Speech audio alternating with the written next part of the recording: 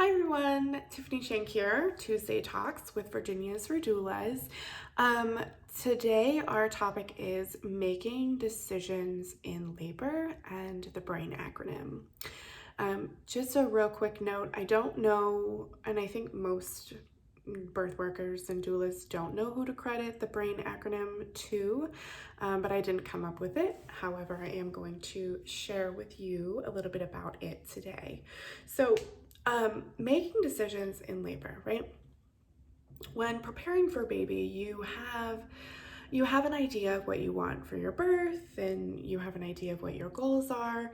You've chosen a really great care provider who is, focused and dedicated on supporting you. Your values align, yada, yada, yada, the whole thing. So you've got a great provider, you've got a great place to give birth at, but still there are going to be decisions that come up in labor that you are going to have to decide, you know what, I would love to do that, or I don't love the idea of that, or whatever. And knowing how to make an informed decision that is going to align with your goals, keep your baby safe, and continue on with the laboring process is a really good tool to have.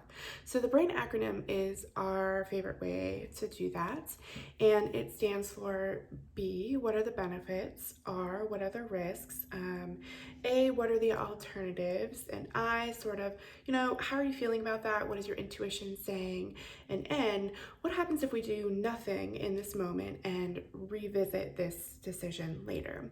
So the B.R.A.I.N acronym is going to be really helpful, and you can apply it to any decision from induction to an internal monitor. You can use it for an epidural, you can use it for water breaking. I mean, anything you can apply that to help you make a decision so that you feel like you're playing an active role in your birth and your choices that are being made, and you're making informed decisions when you're doing that. So I will just give you an example, and I will apply it to water breaking. This is a common intervention that families will come across in their labor.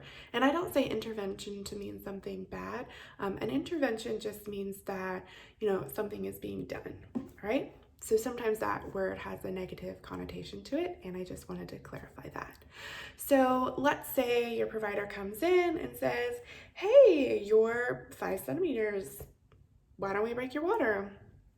And you're like, I kind of had that on my birth plan to avoid, but let's talk about what are the benefits of breaking my water now, here at 5 centimeters?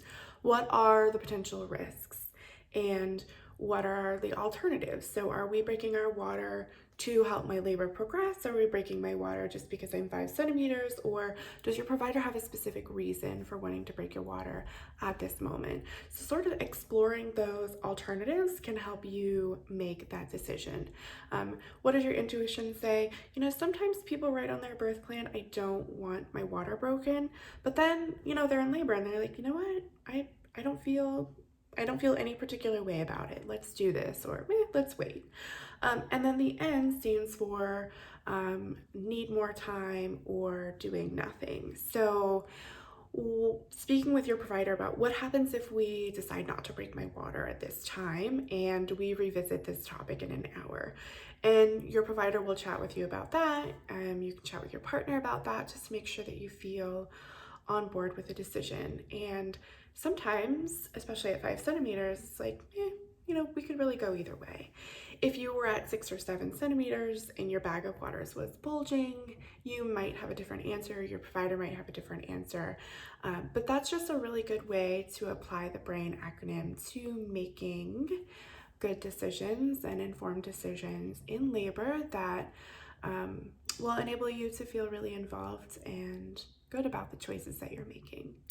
Anyways, thanks for joining us for our Tuesday talks. For more information about Virginia's for Doulas or birth doula support or postpartum support, visit us at virginiasfordoulas.com.